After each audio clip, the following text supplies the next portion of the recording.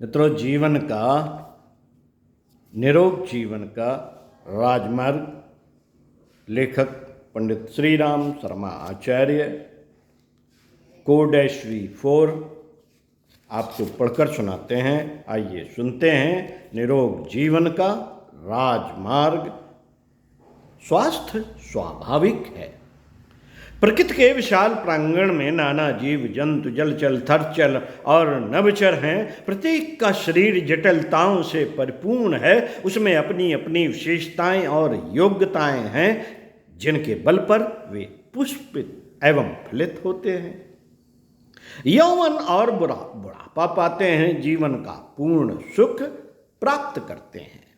पृथ्वी पर रहने वाले पशुओं का अध्ययन कीजिए। गाय, भैंस, बकरी, भेड़, घोड़ा, कुत्ता, बिल्ली, ऊंट इत्यादि जानवर अधिकतर प्रकृति के साहचर्य में रहते हैं। उनका भोजन सरल और स्वाभाविक रहता है। खान पान तथा विहार में संयम रहता है। घास या पेड़ पौधों को हरी ताजी पत्तियां या फल इत्यादि उनकी क्षुधा निवारण करते हैं। सरताओं और तालाबों के जल से वे अपनी तृषा का निवारण करते हैं। ऋतुकाल में विहार करते हैं। प्रकृति स्वयं उन्हें काल और ऋतु के अनुसार कुछ गुप्त आदेश दिया करती है। उनकी स्वयं की वृत्तियां स्वयं उन्हें आरोग्य की ओर अग्रसर करती हैं। उन्हें ठीक मार्ग पर रखने वाली प्रकृति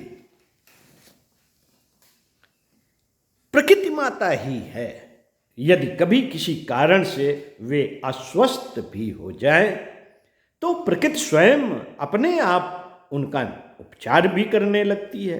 कभी पेट के विश्राम द्वारा, कभी धूप, मालिश, रगड़, मिट्टी के प्रयोग, उपवास द्वारा, कभी ब्रह्मचर्य द्वारा।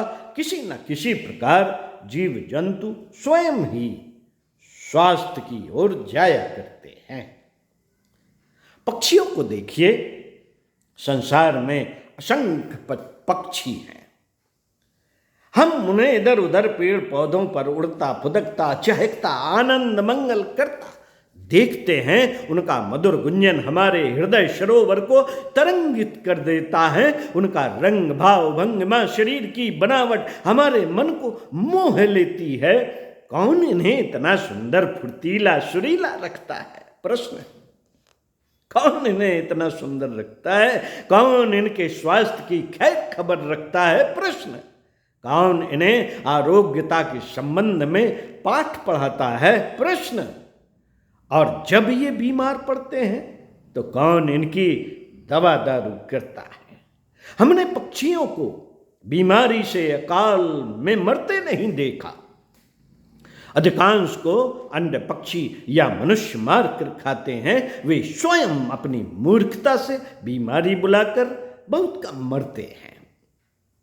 उनमें पूर्ण स्वस्थ रहने और आरोग्य का मधुर आनंद लाभ लेने की सामर्थ्य है। प्रकृति उनके शरीर की रक्षा करती है। स्वयं शरीर के अंदर एकत्रित हो जाने वाले विषों को निकालने का प्रयत्न करती है। शरीर के संवर्धन का पूरा पूरा विधान रखती है। वही उनका डॉक्टर, हकीम या वैद्य है। साथियों, प्रकृति की प्रचुरता, प्रकृति में प्रचुरता है। हर प्रकार की प्रचुरता है। आनंद, स्वास्थ्य, आरोग्य की इतनी अधिकता है कि हम उसका सीमा बंधन नहीं कर सकते। स्वास्थ्य की उस अधिकता के कारण ही प्रकृति के अनेक पशु पक्षी जीव जंतु जीवन का आनंद लेते हैं। जल, वायु, प्रकाश, भोजन से जीवन तत्व खींचकर वे दीर्घ जीवन के सुख लूटते हैं। प्रकृति के कण कण में, पत्तियों, फलों, पौधों तथा जल की प्रत्येक बूंद में आरोग्य भरा हुआ है। वायु के प्रत्येक अंश को जिसे हम अंदर खींचते हैं, जल के प्रत्येक घूंट में जिसे हम पीते हैं, फल और तरकारियों के कण कण में स्वास्थ्य और बल हमारे लिए संचित है। प्रकृति के पास जीवन को सर्वांग रूप से स्वस्थ रखने के लिए सभी उपकरण हैं। प्रकृति में वैचित्र है। अपने अपने स्वभाव, रुचि, काल, अवस्था, परिस्थिति के अनुसार प्रत्येक व्यक्ति, जीव, जंतु, पक्षी प्रकृति से जीवन शक्ति खींचता है। उसके द्वारा देश जैसा भी शरीर उसे मिला है उसे वह स्वस्थ और सुंदर बनाता है। अपनी समस्त शक्तियों को कार्यशील रखता है। प्रकृति के भंडार में सभी कुछ है।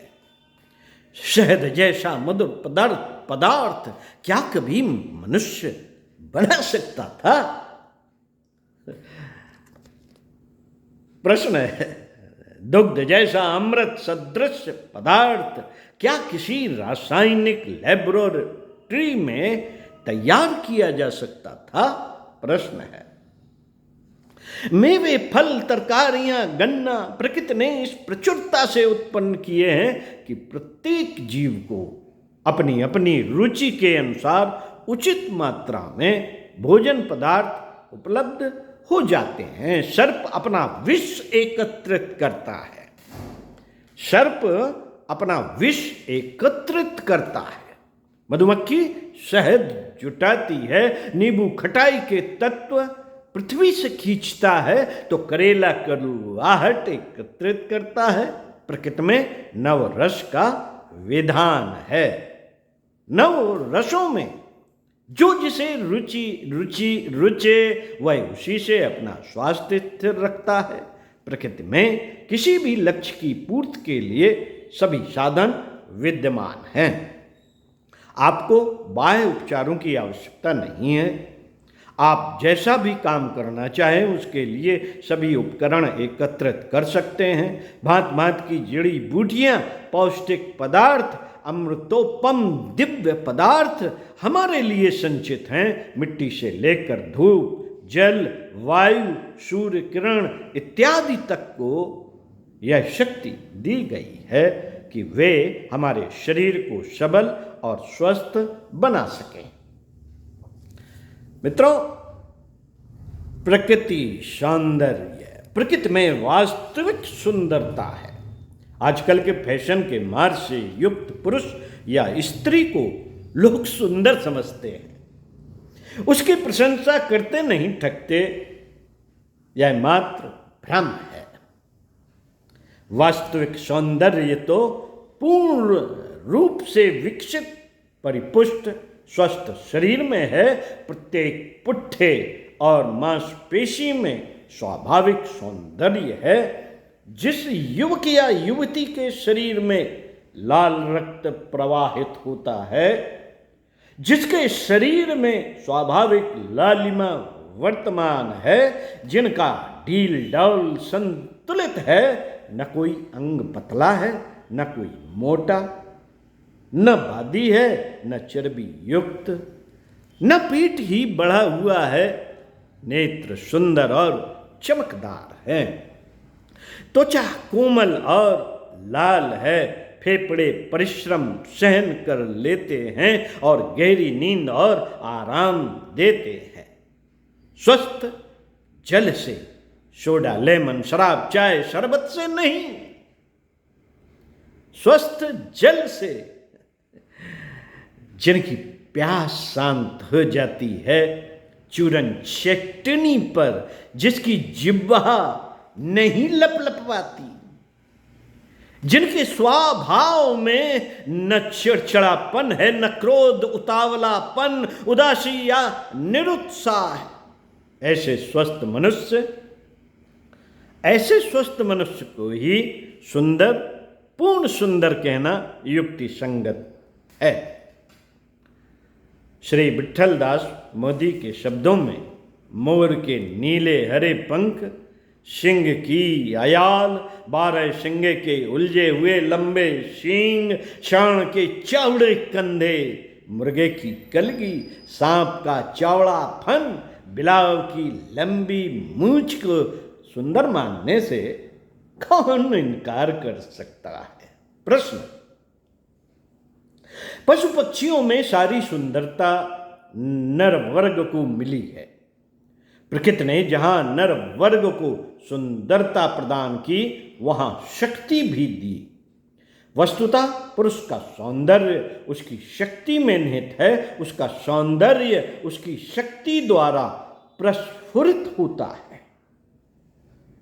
पुरुष हो या स्त्री, यदि वह पूर्ण स्वस्थ और सुंदर बना रहना चाहता है या कुरूप से सुरूप होना चाहता है, तो उसे प्रकृति का आश्रय ग्रहण करना होगा, प्रकृति के नियमों का पालन करना होगा। व्यायाम और प्राकृतिक भोजन के द्वारा शरीर की प्रत्येक मांसपेशी को संतुलित रूप में विकसित करना होगा, शक्ति का अर्जन करना होगा, तभी हम सुंदर बन सकेंगे। प्रकृति में ही वास्तविक सुंदरता विद्यमान है। चेहरे पर लाल रंग पाउडर क्रीम पोतने से क्या लाभ? प्रश्न, वह तो पानी में से धुल जाएगा। यदि शरीर में मांस, स्वस्थ रक्त, उत्तम स्वास्थ्य और आरोग्य नहीं, तो उसे रेशमी कपड़ों या आभूषणों से अलंकृत करने से क्या सौंदर्य प्राप्त हो सकेगा? प्रश्न, वास्तविक सौंदर्य जो चिरस्थायी है, जिसमें ईश्वरीय तत्व प्रकट होता है, वह प्राकृतिक सौंदर्य ही है। साथियों, जितने भी इस वीडियो में प्रश्न हैं आपने ध्यान से सुने, उन प्रश्नों पर विचार कीजिए, चिंतन मनन कीजिए और भी आपको अद्भुत ब्रह्मांडी चेतना से आपके दिलो दिमाग में ज्ञान का अंबार फूट पड़ेगा। तो साथियों, ज्ञान और कहीं से नहीं आता, अच्छा पढ़ने से, अच्छी चर्चा से और अच्छे चिंतन मनन से आता है कि हम चिंतन मनन किस विषय पर कर रहे हैं। तो अगले वीडियो में आपको इसी पुस्तक से पढ़कर सुनाएंगे, प्रकृति हमारी भूलें सुधारती है। तो सुनते रहिए कुछ अच्छा और पढ़ते रहिए कुछ अच्छा।